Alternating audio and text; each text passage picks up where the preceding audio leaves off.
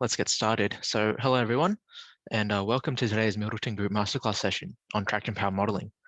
For those who don't know us too well, Middleton Group is an Australian-owned and operated specialist electrical engineering organization working across the power utility, renewable energy, rail, water, and heavy industrial sectors. Our organization has been founded with the sole purpose of working collaboratively with our clients to ensure the successful and sustainable delivery of our projects. We are also firm believers in knowledge sharing with the wider community, and that's why we're here with you today. So today's session will be presented by Eric, who's an engineer with us at Middleton Group, and he'll be supported by Qazi, who's a senior engineer. Eric will be talking about traction power modeling. A few points are why we need it, what are the concerns, and how we go about doing the modeling. So today's presentation will run for approximately 30 minutes, with the extra remaining time open for you guys to ask any questions. Just before we get started, I'm just going to note some housekeeping things. So could you please keep your microphones on mute unless you're speaking or have an urgent question? Alternatively, if you do have a question at any point throughout the presentation, just put it in the chat and then we'll get to it at the end of the presentation. At the end of the presentation, I'll also be posting a short survey link, which will help us bring you more engaging presentations in the future. So with that, I'll hand it over to Eric. Great. Thank you, Tanmay. I'm looking forward to this. I might go a little bit more than 30 minutes. It could be more like 40. We'll see how we go. All right. I'll share my screen and we'll get stuck into it.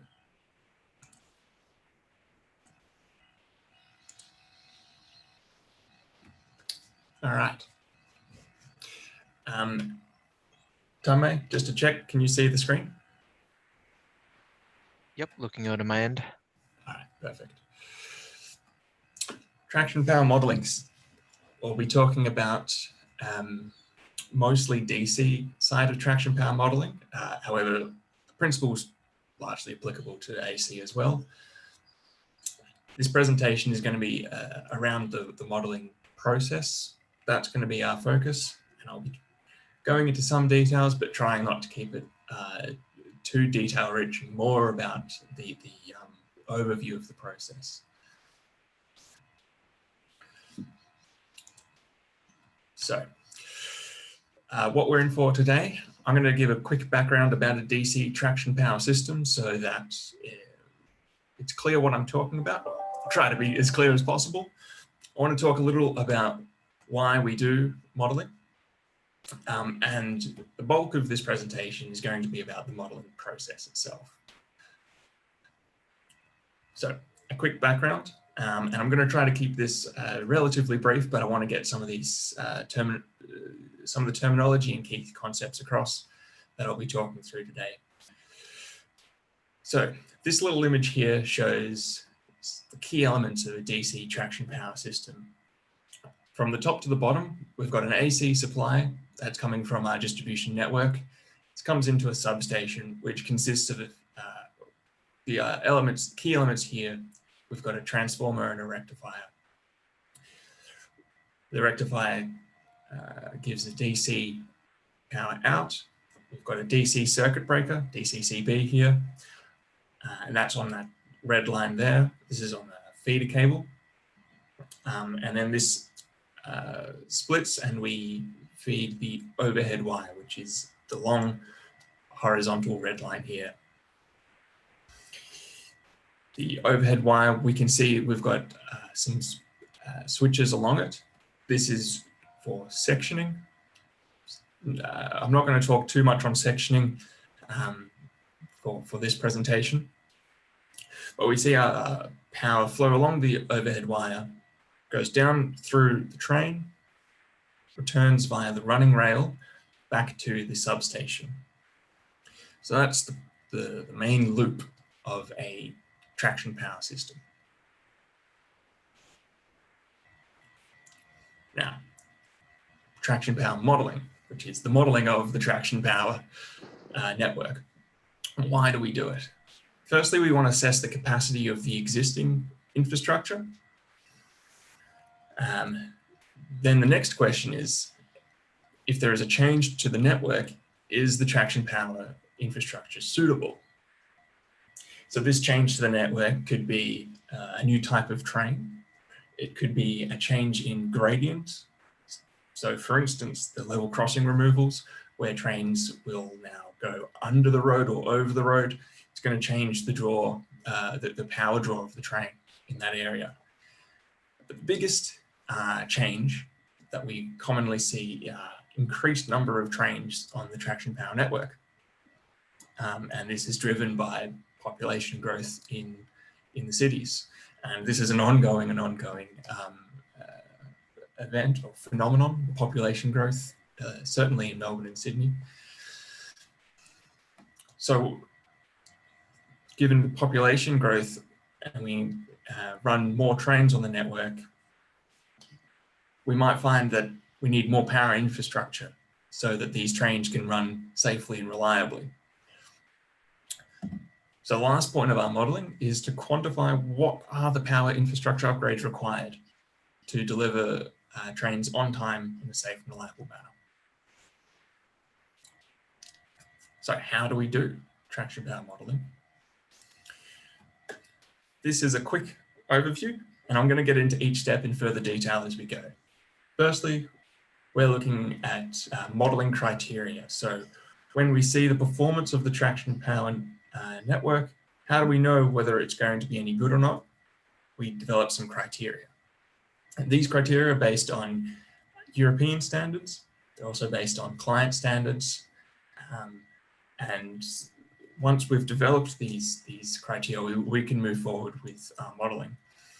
So our next step is to assemble and verify our input data. And this input data goes into our actual model. We'll see there's a huge amount of input data that we need to be worried about, and making sure it's accurate is key. As we know, junk in equals junk out. We'll choose our software that we do our modeling with, and we're going to build our model. Then we get to run it, which is the fun part. And once we've run our model, we get our outputs.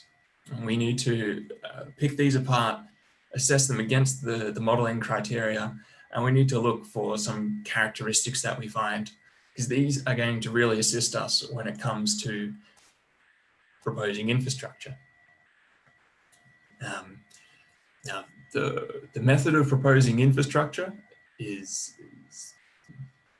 where we will take what we've found from our model, and we'll propose some infrastructure solutions, but we'll also have to discuss this with stakeholders, because they will obviously have inputs that really can determine whether certain infrastructure is going to be viable or not. And so there's a little back and forth here. So here we will iterate our proposed infrastructure until we can come up with an optimal solution. So that is our 7-step process. And I'm going to talk through each of these in further detail now. So the key criteria for modeling assessment and why do they matter? First up, I'll talk to pantograph to rail voltage. So this is that voltage that's going over the train. So we need enough voltage so that the motor can actually work and we can actually get our train to accelerate. The two criteria we're looking at for pantograph to rail voltage is the mean useful voltage and the minimum instantaneous voltage. So the mean useful voltage, this is averaged. In our work, we'll typically average this between 2 stations in space. And then the mean useful voltage is the average voltage, average pantograph to rail voltage while the train is motoring. So that is while it's accelerating largely, and also while it's coasting at speed, because it does need to obviously counter wind resistance. However, at times the train is coasting and braking, and at that point, it's not motoring. So the mean useful voltage doesn't consider that. We'll also look at the minimum instantaneous voltage. So this is at any instant how low that pantograph to rail voltage is. And we can see examples of instantaneous voltage later. I'm going to show some of the analysis work that we'll do. Substation capacity. So this is to ensure that our transformers aren't overloaded. And we'll use often, we'll take the transformer class installed. Often we'll use a class 9 transformer, and I'll talk through that in a worked example. Overhead wire temperature. The two things we are interested in for overhead wire temperature is firstly annealing of copper. If the overhead wire, which is typically made of copper, gets too hot, it will anneal. So it heats up to a point and changes shape, and it won't be able to return back to its original shape. The other issue is the sag of the overhead wire. So as I kind of reference to, when current flows through the overhead wire, it heats up. When it heats up, it expands. In this expansion, the overhead wire will sag. This means that it can interfere with the pantograph, which sits on top of the train. And this is going to, this can seriously impede the whole function of a rail network. So we want to make sure that the overhead wire temperature is not so hot that we have dangerous sag occurring. Rail to earth voltage. So this is in case someone makes contact with the rail and then earth nearby, and they experience voltage, and that can be unsafe. So we want to make sure that that doesn't occur. I'll talk into all of these as we go. And so lastly, Dccb currents. So this is if the instantaneous current going through the DC circuit breaker is too high, it could cause circuit breaker tripping. It could also be close to the actual rated current for the Dccb. Similar for feeder cables. So these are the cables which feed the overhead wires from the substation, very similar to return currents, which is the return from the rail to the substation. So these are some of the key criteria we will look at. Others that we have considered in certain models will be impedance bond saturation and earth leakage current. But I'm not going to talk on these in this presentation. So we've established our criteria. Now, input data. And this is very important to get this correct. So firstly, the traction power infrastructure details. And so these details include the substation size, the substation location. We're interested in the overhead wires. So we want to know the configuration. So we have a contact wire, which makes contact with the pantograph. We have a catenary wire, which sits above the contact wire. They both conduct current. So we need to know the size of these. They're typically 161 or 181 mil squared, made of copper. We're interested in the wear on the contact wires. We're interested in the ambient temperature. All of this informs the resistance of the wires. We also need to know any auxiliary wires and how long they run for. Auxiliary wires run parallel to a contact wire and catenary wire. We also need to know about the rails. What's the resistance in the rails? Are there any cross bonds? Where are the cross bonds? And so these are some core parts of the traction power infrastructure that we need to put into our model. Rolling stock characteristics. So we need to know the size of the rolling stock, how many cars does it have, how many motors are there, what's the weight of the train. We want to know the passenger loading on the train. We want to know the motor current, we want to know the tractive effort, acceleration, as well as regenerative braking characteristics. And there's a host more that we will consider in this as well. The timetable is crucially important. We want to make sure that every single train is departing every station as it's meant to do. So there are thousands of points of data that we will enter into our model. And then later, as we run the model, we have to make sure that our train is actually meeting this timetable. Signal location and speed limits. So signaling is an input that we will take and put into our model. This is useful to make sure that trains pass through junctions without banking up, and similarly that they go from double track to single track and single track back to double track sections smoothly. We want to know speed limits, how fast the train is going, because this will impact the current draws. And there are curious instances where a speed limit might change halfway between stations. So if a train is accelerating there or decelerating there, this will also impact our results out of our model. Gradients and the line layout. Now the line layout is just for show. We want the model to look similar to what it would look like from a bird's eye view, but we do need the gradients or the alignment of the rail network so that we know when the rail is going up and down and how steep it's going to be. Now, there's certainly more details that I haven't touched on here, and I can talk for hours, but I'm not. We'll keep it brief. But the key takeaway here is that there's a huge amount of input data that we want to take, and it's important to get it all correct because it can significantly impact our results. So steps 3 and 4, we want to build the model, and then we get to run the model, and we get to see things in action. When we run the model, we're interested in a normal scenario where all the equipment is all in service. We also want to consider contingency scenarios. So this is, for instance, a substation is out of service, perhaps for maintenance reasons.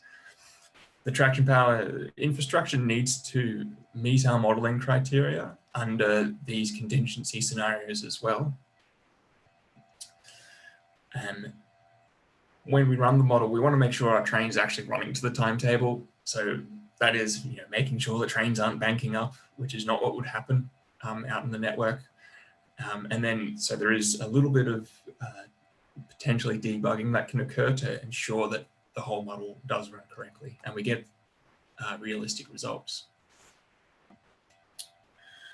So we've run the model and we've got now a whole series of outputs. And we need to make sense of these. So the first, we're going to look at pantograph to rail voltage.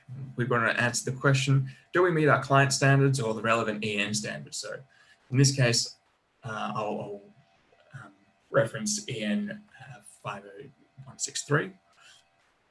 And so here, mean useful voltage and the minimum instantaneous voltage are the voltage values that matter. We want to keep our mean useful voltage above 1300 volts. A rule of thumb can say if you meet that, the trains will run to the timetable. We're also interested in our instantaneous voltage. Now, the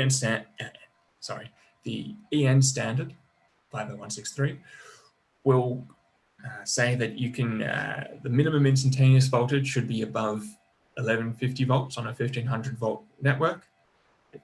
If it goes below 1150 volts, it can be between 1150 and 1000 volts for 2 minutes.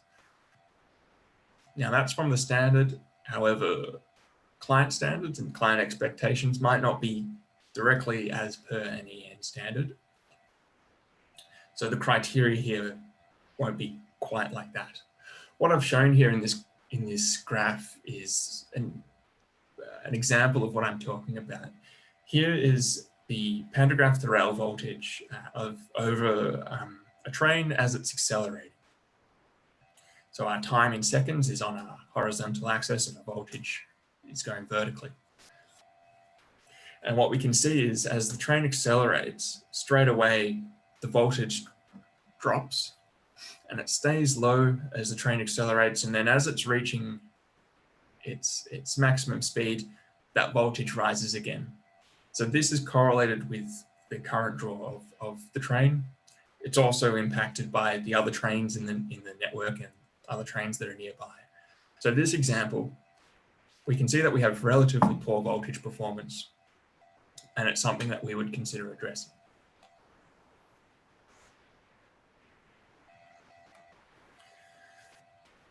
Substation loading is the next criterion I'm going to talk to. We want to compare our substation loading against the transformer class. I've used class 9 in this example. The criteria we're looking at are transformer should be no more than 100% loaded continuously. It can be loaded up to 150% of its nominal rating for 2 hours. It can be loaded up to 300% of its nominal loading for 60 seconds. And this is relevant for traction power networks. When a train accelerates, it draws a huge amount of current for a very short period of time. If we look at our graph here, in yellow is the average load for a 60-second period. And we can see regular spikes, and these are correlated with trains accelerating. Thankfully, in this example, the highest loading is 210%, so we're well below that 300% limit. We can see our 2-hour RMS as well. And we can see this rise above 100%. It peaks at about 118% in this example, and then steadily drops. The time period we're looking at is over a couple of hours over the morning peak. And so this is one of the worst loading times over the morning peak and the afternoon peak as well.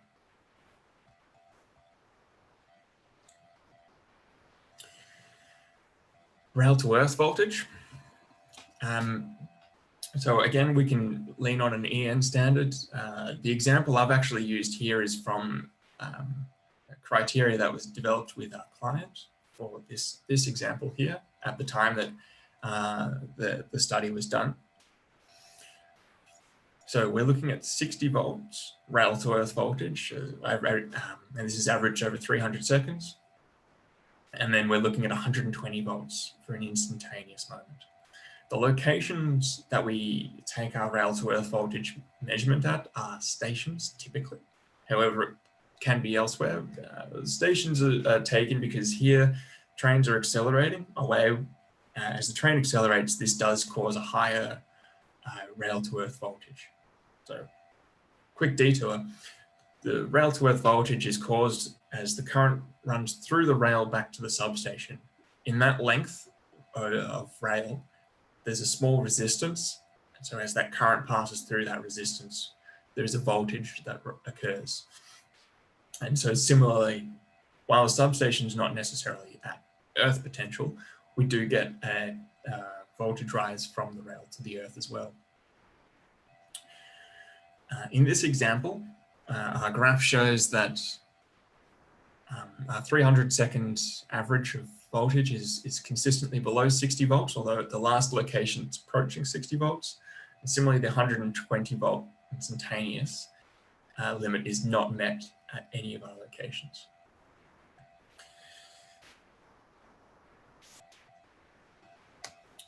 So I'm going to quickly go through this one without too much depth. DC circuit breakers and negative return currents. So we're looking at instantaneous current that goes through the DC circuit breaker. So we'll grab that highest current value, and this will then be compared to each individual DC circuit breaker. For cable sizing, commonly we will find the highest 15-minute RMS current that would go through a cable. We'll take this value and it will be used to inform the continuous current rating for the cable. And that's one example of how it can be used. However, from the values that we can get from our modeling or our simulations, we can use any kind of RMS current However, this is the standard that's typically used in Melbourne.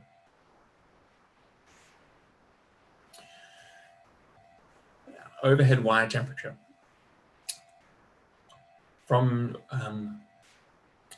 the software that we have used, we will get the current output. However, the temperature output is not generated from the software that we have used.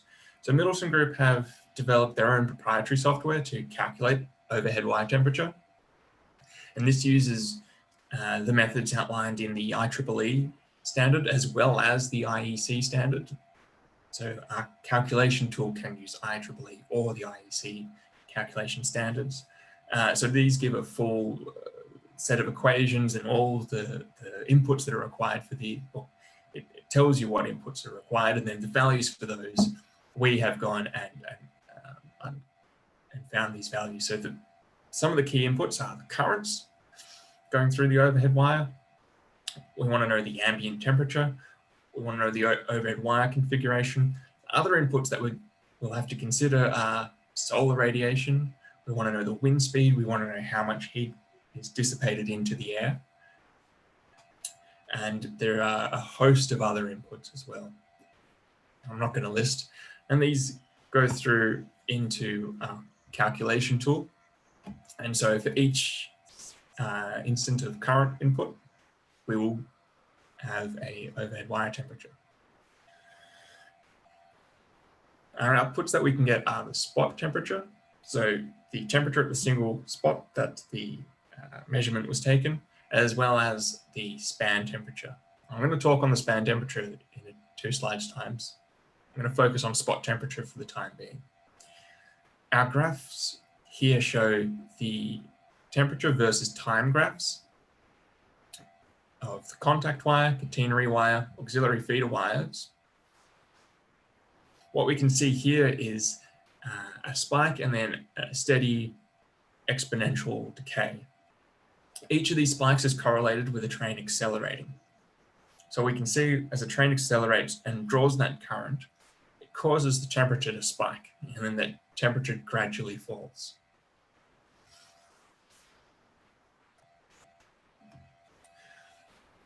So what we will do is look in a little bit deeper to what's going on here. And again, we're worried about the annealing point of copper at 75 degrees.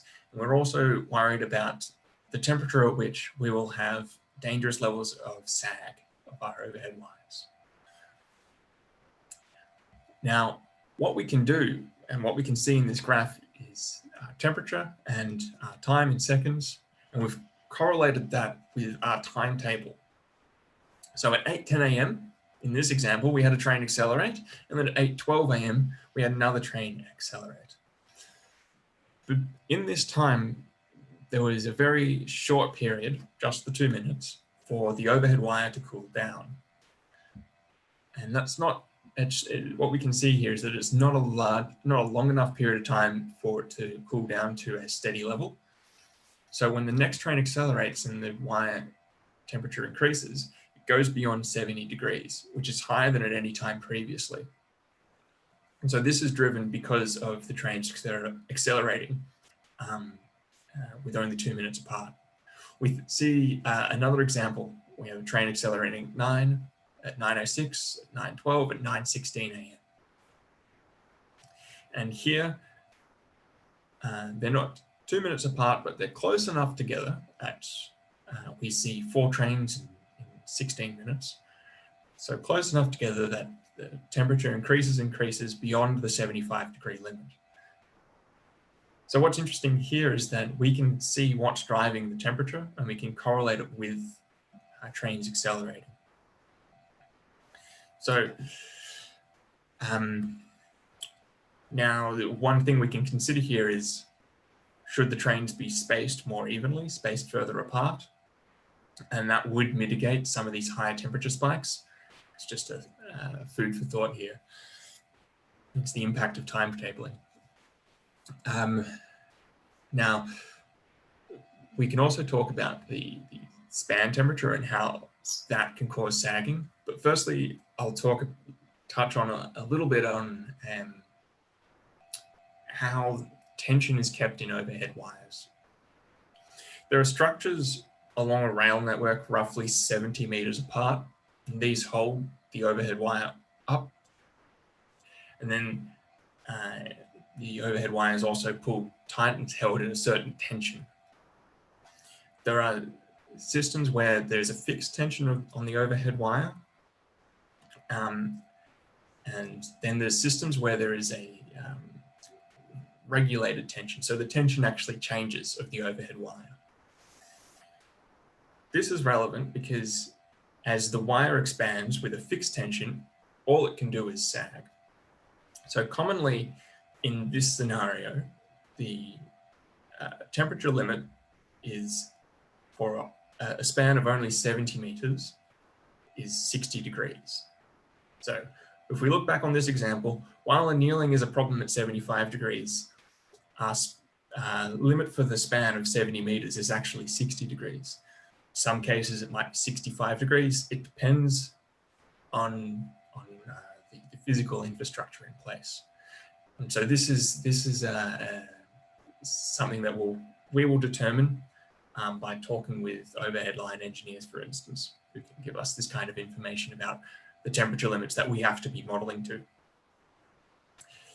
But in systems where there is a regulated tension, so here, as the wire expands, it's actually pulled tighter so that it doesn't sag as much.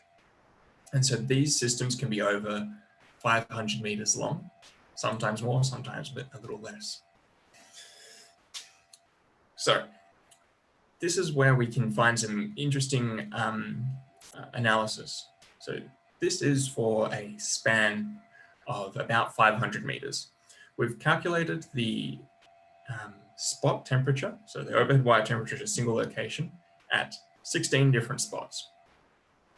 What we have is the temperature in our vertical axis and our locations in our horizontal axis. So the first location, we have temperature of 68 degrees. Second, similar, all the way to about the fifth spot. So this is roughly 200 meters further away from our first location. And there we see our temperatures start to drop. So at our first location, this is just at a train station. And trains accelerate away from the station. They draw high current and the temperature rises. But as the train reaches its maximum speed, its current draw drops. And so the temperature in this area drops as well. So in an area where we're looking at the overhead wire being pulled tight, being tensioned at roughly 500 meters across, the average expansion of that wire is a function of the average temperature over that wire. So this average temperature is, in this case, about 63.8 degrees, while the maximum temperature is just over 68 degrees. So this is almost a 4.5 degree difference. So this means that when we're considering our input into whether our span temperature is too high or not, we can actually take the input of 63.8 degrees, which is notably lower than the 68 degrees. And this can be the difference between determining whether the temperature is going to be causing issues or not causing issues, whether it's going to sag too much or not sag too much. The other interesting insight that we can get out of this is the high temperatures really occur as the train accelerates from the station and then drops away notably as you get further away from the station. And so this can inform our infrastructure upgrades as well. So now I've gone through all of our criteria. What we might do is capture a quick summary. So here we can see for a certain line, we've got our sections. So our section could be station 1 to station 3. We can see our pantograph to rail voltage is compliant against the criteria we've established, but overhead wire temperature is not. We can see that rectifier loading is compliant, and so is rail to earth voltage. And in other sections, we have different compliance and non-compliance. This provides a really neat snapshot because a reader can look at this and say, okay, well, I can see that station 5 to station 8, there's a lot of non-compliance there. So that's a really weak area of the network. You can also see that in line 2, station 1 to station 3 is a really strong area of the network, and it provides that really neat snapshot. And similarly, once we propose infrastructure, we can run it again, and we can get that quick readability of how effective our proposal was. So now I'm going to touch on our typical infrastructure solution. So firstly, a substation. So install a new substation, and this will be roughly halfway between two existing substations. So you get your maximum value out of it. Substations, firstly, obviously assist with reducing the loading on the nearby substation. So if substation capacity is an issue, installing a new substation will assist with this. A substation will provide really good voltage support for the network, and consequentially, it will reduce the currents going through the overhead wires and reduce our wire temperature. Some issues with substations are that they can be expensive. They can be hard to place because if they're being installed in really heavily built up environments, it can be hard to find the right space for them. And there might be community pressures about where it should go in terms of looks and its impact on the nearby environment. A tie station is similar to a substation, however, it doesn't have the transformer nor rectifier. It connects the overhead wires of an up and down track. By doing this, if a train is drawing heavy current from a certain location, that current path to the train can now be going through parallel tracks. So the impedance is halved. And so by reducing that impedance, we improve our voltage, and then consequently, we reduce our current. Similar to a tie station auxiliary feeders, so this is where we will run parallel feeders. Again, reducing our impedance, so we improve our voltage performance, we reduce our current, but also by running auxiliary feeders, the current is split to the other feeders so that the overhead wire temperature increase isn't as high. And lastly, we can improve our overhead wire equipment. So touching on what I was talking about before, we can change from a fixed tension to a regulated tension system, for instance.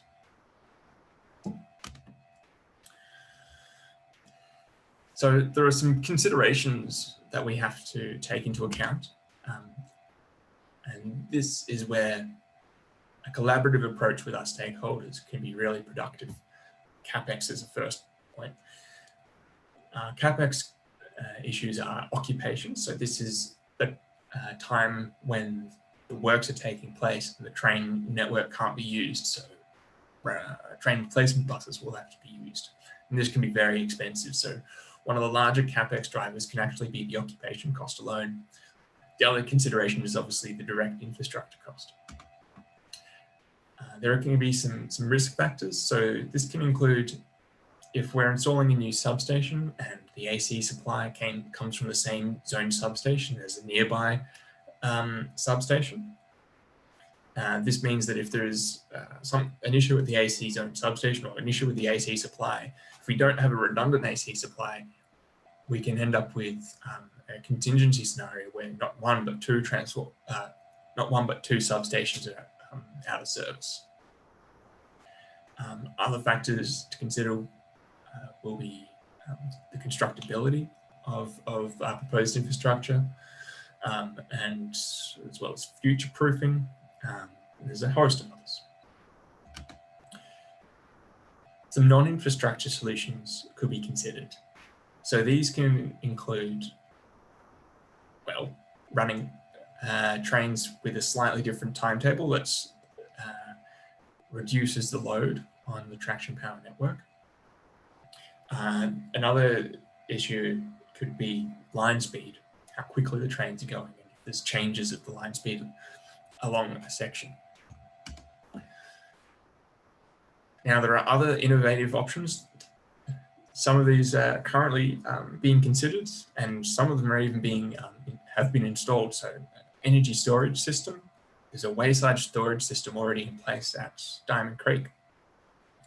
So this captures energy from trickle charging, and also as the train decelerates and regeneratively brakes, that can charge this energy storage. And then as the train accelerates, it needs all of that power again, and the energy storage system can return that back to the train. Keys with energy storage system is that the storage capacity is large enough and its ability to deliver power meets the needs of the train. If this is met, energy storage can really be an affordable way to help us meet our modeling criteria and ultimately ensure our trains are running to their timetable in a safe, reliable manner. And it reduces, reduces our capex on something like a substation.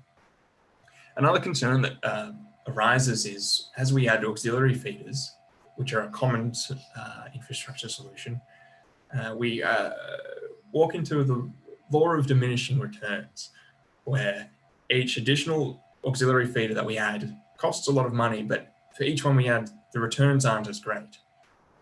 And so there are some limitations that come with some typical solutions, whereas an energy storage system doesn't have such limitations. It does have its own limitations, such as its power delivery and its size, but it can be another really neat option. And lastly, as I referenced earlier, we see that the overhead wire temperature is really high in the areas where the trains are accelerating, but not a really large issue in other areas. So auxiliary feeders can be installed just to cover the areas of high temperature. So now we've wrapped up. We've gone through our 6 steps. The last step we'll do is iterate, and I can talk and talk and talk over that, but I won't, and I'll leave it there. So thank you for your time. Thank you for listening. I hope you've enjoyed it. I hope you have learned something perhaps. So thanks again. Thanks for listening. And we're happy to take questions. Thanks. Thanks a lot for that presentation, Eric. It was really great. So now we're going to open up the floor for you guys. If you have any questions, please feel free to either just ask them straight to Eric or put them in the chat and we can read them from there. In the meantime, I'm also going to put a link in the chat to a survey. If you could please fill that out, it'd be really great to give us some feedback on how we're going. Thanks, guys.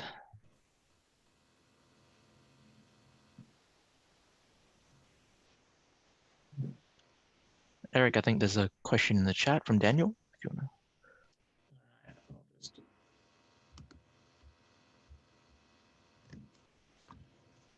Just bear with me.